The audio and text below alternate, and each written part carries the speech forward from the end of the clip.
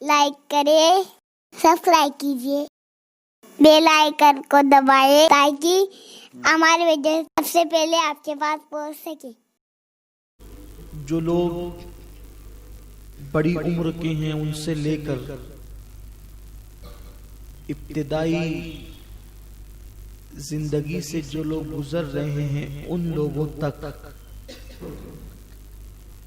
ایک عجیب سا مایوسی کا ماحول ہے، غموں کا ماحول ہے، تکلیفوں کا ماحول ہے۔ حتیٰ کہ ایک نوجوان ابھی جس نے 16-17 سال کی عمر کا جوان ابھی جس نے جوانی کی دہلیز پہ قدم ہی رکھا ہے، ابھی وہ بالغ ہوا ہے، اس کو شعور آیا ہے، اس کو بھی دیکھیں تو وہ ایک عجیب سے ٹینشن میں نظر آتا ہے۔ لوگوں کے چہروں پر جو ایک بشاشیت ہونی چاہیے، ایک کھلتا پن ہونا چاہیے، خوشی کی جو بہار ہونی چاہیے، اندرونی طور پر جو مسرتوں کا ماحول ہونا چاہیے۔ ایک ہوتا ہے انسان کا مجبوراً مسکرانا، اندر سے کچلے جانے کے بعد بھی مجبوراً مسکرانا، اور ایک ہوتا ہے واقعی خوش رہنا۔ ان دونوں میں فرق ہے۔ جو اندرونی طور پر خوش ہیں اگر وہ نہیں بھی مسکراتے ہیں تو اچھے لگتے ہیں، اور جو اندر سے غموں کے کڑوے گھونٹ پی رہے ہیں تو ان کی مسکراہٹوں کے اندر بھی روکھا پن نظر آتا ہے۔ تو آخر ایسا کیوں ہے کہ مسکراہٹوں کے اندر سے بھی حسن ختم ہو گیا ہے، اور لوگ جو ہے وہ مصیبتوں میں، مشکلوں میں، پریشانیوں کے اندر جھج رہے ہیں اندر سے۔ یہ میں 30 سال، 35 سال، 40 سال، 50 سال، 80 سال والوں کی بات نہیں کر رہا، ابھی جوانی کی دہلیز پہ قدم رکھا ہے، لوگ ٹینشن میں ہیں۔ اور اس ٹینشن کا نتیجہ یہ ہے کہ ہندوستان ہی نہیں بلکہ پوری دنیا میں چھوٹی چھوٹی عمر کے لڑکے لڑکیاں خودکشی کر رہے ہیں۔ کوئی دوا کھا کے خودکشی کر رہا ہے، کوئی پھانسی لے کر خودکشی کر رہا ہے، کوئی جو ہے وہ اونچی عمارتوں سے خود کو گرا کر خودکشی کر رہا ہے۔ انسانوں کو سکون نہیں ہے، لوگ بے چین ہو گئے، بے قرار ہو گئے، تسکین نہیں ہے دلوں کو۔ کروڑوں پتی ہونے کے بعد بھی دلوں کو سکون اور تسکین نہیں۔ ہر قسم کا سامان ہے، عیش و عشرت کے سارے سامان موجود ہیں، کمر کے نیچے نرم گدے موجود ہیں، سر کے اوپر بہترین چھت موجود ہے، پنکھے موجود ہیں، بدن کے اوپر قیمتی لباس موجود ہے، لیکن دلوں کو سکون نہیں ہے۔ میں سمجھتا ہوں کہ یہ صرف چند لوگوں کی نہیں بلکہ یہ پوری دنیا کی کہانی ہے۔ انسان دل کے سکون کے لیے کبھی سیریلوں کے پاس بیٹھتا ہے۔ ہم لوگ سیریلوں کی مخالفت کرتے ہیں، اور بے شک وہ انسان کے لیے مضر ہے، نقصان دہ ہے، لیکن میرے خیال میں 90% لوگ سیریل شوق سے نہیں دیکھتے بلکہ وہ اپنے ٹینشن کو ہلکا کرنے کے لیے دیکھتے ہیں، وہ اپنے دل کو سکون دینے کے لیے دیکھتے ہیں، وہ اپنے دلوں کی تسکین کے لیے دیکھتے ہیں کہ چلو تھوڑا سا ٹائم پاس ہو جائے۔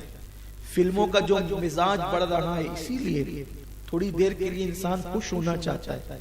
ٹی وی پر ایسے ایسے پروگرامات حکومت کی طرف سے نئے نئے داخل کیے جا رہے ہیں کہ لوگوں کو ہنسایا جائے، باضابطہ طور پر ہنسنے ہنسانے کے لیے لوگوں کو خطیر رقم دی جاتی ہے، بڑی رقم دی جاتی ہے، اور وہ ایسی باتیں کرتے ہیں، چٹکلے بیان کرتے ہیں، لطیفے بیان کرتے ہیں تاکہ لوگ ہنسے، لیکن ہنسنے سے خوشی نہیں ملتی۔ یہ بات بہت قیمتی عرض کر رہا ہوں، ہنسنے سے خوشی نہیں ملتی، خوشی کسی اور چیز کا نام ہے۔ اگر ہر ہنسنے والا خوش ہوتا تو پھر خوشی کے موقع پر انسان کی آنکھوں سے آنسو کیوں نکلتے؟ ہر رونے والا غمگین نہیں ہوتا اور ہر ہنسنے والا خوش نہیں ہوتا، اس لیے کہ خوشی کہوں کا نام نہیں ہے، بلکہ خوشی دل کی کیفیت کا نام ہے. غم نکلنے والے آنسوؤں کا نام نہیں ہے بلکہ دل کی کیفیت کا نام ہے. کیونکہ کبھی کبھی تو انسان خوشی میں بھی روتا ہے, خوشی کے بھی آنسو نکلتے ہیں, خوشی سے انسان کی آنکھوں میں آنسو آتے ہیں. تو میرے پیارے آقا صلی اللہ علیہ وسلم کے پیارے دیوانوں, خوشی کا مقام نہ زبان ہے نہ آنکھ ہے. تو یہ جو ہنسانے کا انتظام کیا جا رہا ہے لوگوں کو, وہ لوگ یہ سمجھتے ہیں کہ ٹی وی پر چٹکلے سن کر, لطیفے سن کر, قہقہے لگا کر لوگوں کو خوشیاں مل جائے گی. نہیں, لوگوں کو قہقہے لگا کر کے خوشی نہیں ملے گی. جتنی دیر تک وہ قہقہے میں ہوں گے اتنی دیر تک تو ان کا ٹائم برباد اور پاس ہو سکتا ہے. لیکن جب وہ قہقہے کی محفل ختم ہوگی تو پھر ان کے سر پر وہ غموں کا بوجھ اور بڑھ جائے گا, ان کا ٹینشن اور بڑھ جائے گا, ان کی فکر اور بڑھ جائے گی. تو لوگوں کو دلی سکون کی ضرورت ہے. اس وقت لوگوں کا دل خوش کیا جائے. لوگوں کے دلوں کو جب تک کہ خوشی میسر نہیں آئے گی اس وقت تک کہ ان کی کوئی دولت, ان کا کوئی مکان, ان کا کوئی لباس, ان کی کوئی غذا ان کے لیے مفید نہیں ہو سکتی. تو لوگ خوشی اگر حاصل کر لیں تو پھر ان کو ریت کی تپتی ہوئی جو ہے وہ چبھن میں بھی, تپتی ہوئی ریت پر بھی ان کو سکون کی نیند آتی ہے. جب دل خوش ہوتے ہیں, جب دل مسرور ہوتے ہیں تو ریت پر بھی انسان کو سکون کی نیند آتی ہے. اور جب دل خوش نہیں ہوتا, دل بے چین ہوتا ہے تو نرم گدوں پر بھی انسان کو سکون کی نیند نہیں آتی. اور یہ اس وقت تو پوری دنیا غموں میں گھری ہوئی ہے. اس وقت تو پوری دنیا تردد اور افکار میں گھری ہوئی ہے. اس دنیا کو خوشی کیسے ملے گی, خوشی کیسے ملے گی, ہم خوش کیسے رہیں گے؟ باضابطہ طور پر بڑے بڑے اسکالروں نے اور لیکچرار حضرات نے اس طریقے کی باتیں کی ہے, خوش رہیے, خوش رہیے. لیکن خوشی کوئی دکان پر ملنے کا کوئی بسکٹ تو نہیں ہے, خوشی کوئی آلہ تو نہیں ہے موبائل کی طرح کہ آپ جا کر کے خرید لیں. اگر خوشیاں خریدی جاتی تو مالدار لوگ خوش رہتے, غریب کبھی خوش نہیں ہو سکتا تھا. پھر خوش رہنے کا طریقہ کیا ہے, خوشی کیسے نصیب ہوگی؟ بس ایک طریقہ ہے خوش رہنے کا, دلوں کی تسکین کا, دلوں کے سکون کا. زندگی پر بہار کیسے ہوگی, زندگیوں کے اندر خوشیاں کیسے آئے گی, زندگیوں کے اندر لطف کیسے آئے گا؟ یہ بے لطف زندگی, اجاڑ زندگی, خزاں سے لتڑی ہوئی زندگی, نالہ و فریاد کی زندگی, آہو بکا کی زندگی, تباہی اور بربادی کی زندگی. بار بار آپ نے مجھ سے اور ہم سے بڑے بڑے خطبہ سے سنا ہوگا, شام ویران, یمن ویران, عراق ویران, دنیا ویران.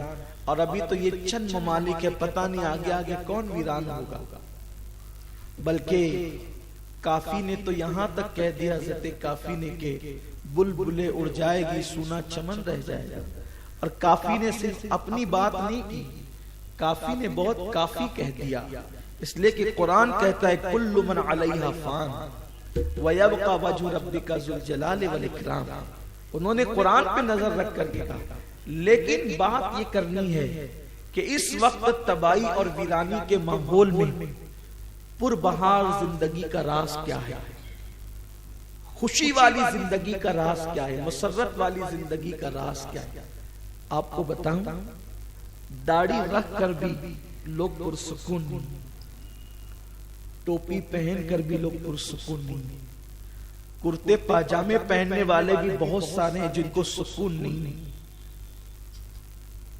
کیا وجہ ہے؟ سب غموں کے اندر ڈوبے ہوئے ہیں. فقیر کو تو ایک ہی بات سمجھ میں آتی ہے, خوشی کہیں نہیں مل سکتی, زندگی کا لطف کبھی نہیں آ سکتا. اسی لیے بہت سارے اسکالروں نے یہ کہا زندگی میں کبھی لطف ڈھونڈنا نہیں, یہ بے وقوفی ہے. کیونکہ دنیا تو دکھوں کی جگہ, یہاں صرف دکھ ملیں گے.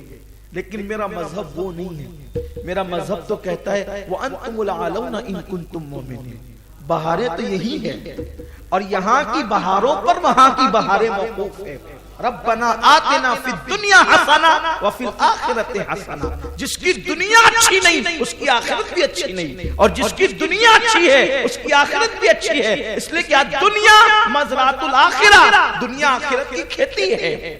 وہاں جو ملنے والا ہے اس کے آثار یہاں نظر آتے ہیں. زندگی کے اندر اجاڑ پر نہیں ہے، زندگی کے اندر خزاں نہیں ہے، زندگی کے اندر تباہی اور بربادی نہیں ہے.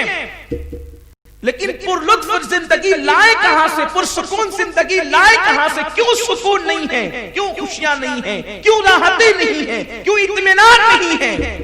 کہاں سے لائے وہ خوشیاں؟ ایک ہی فلسفہ ہے خوش رہنے کا. اگر زندگی میں ہمیشہ خوش رہنا ہے ایک ہی فلسفہ ہے، محبوب خدا کو خوش کرو، یہاں بھی خوش رہو گے، آخرت میں بھی خوش رہے گے.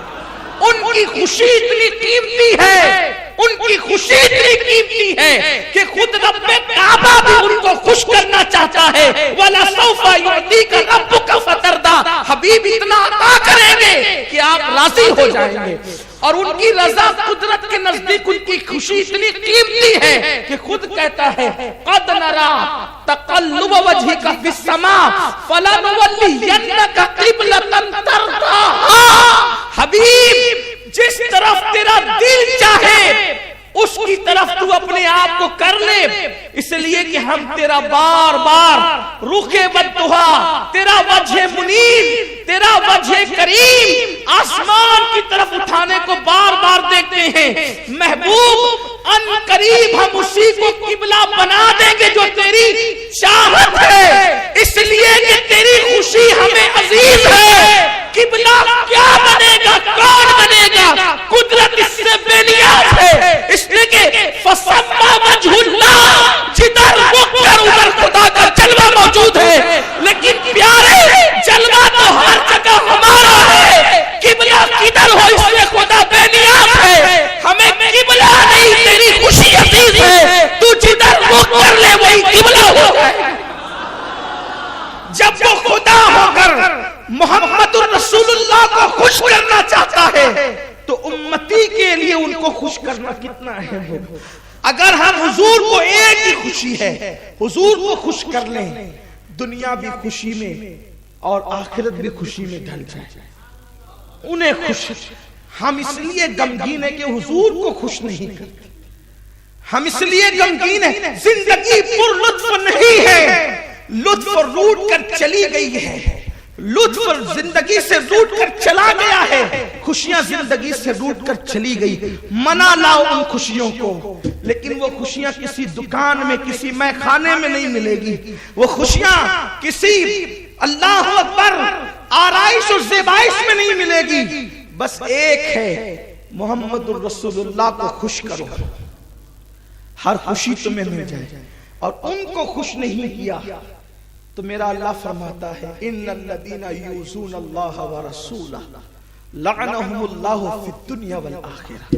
جو میرے محبوب کو اذیت پہنچاتے ہیں، اللہ فرماتا ہے جو اللہ اور اس کے رسول کو تکلیف پہنچاتے ہیں، اذیت پہنچاتے ہیں، لعنہم اللہ فی الدنیا والآخرہ، اللہ ان سے رحمت کو چھین لے گا دنیا میں بھی اور آخرت میں.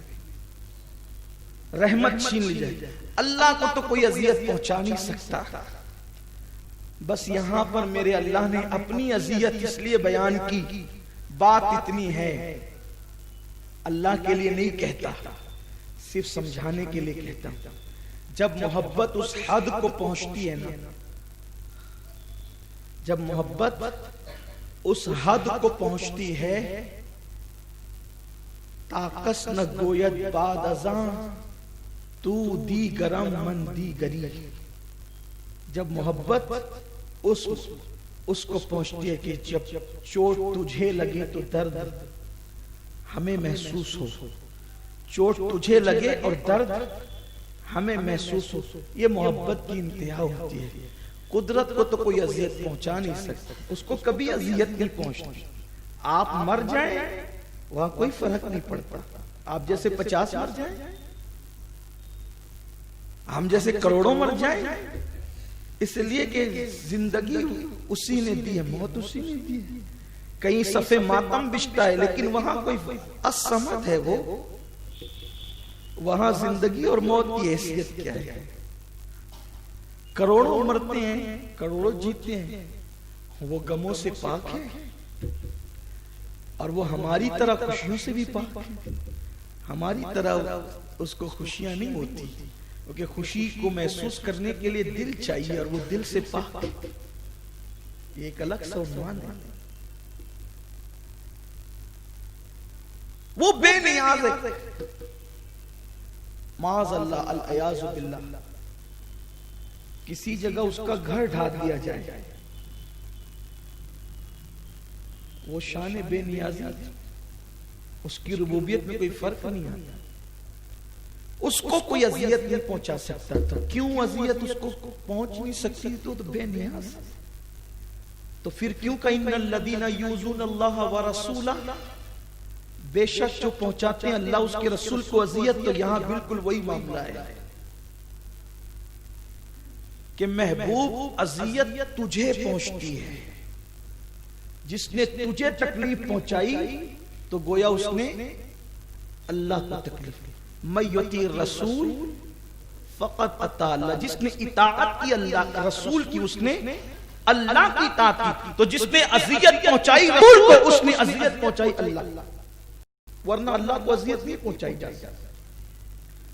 انسان پورا میخانہ اٹھا کے پی جائے، اللہ تعالیٰ کو کیا اذیت پہنچے؟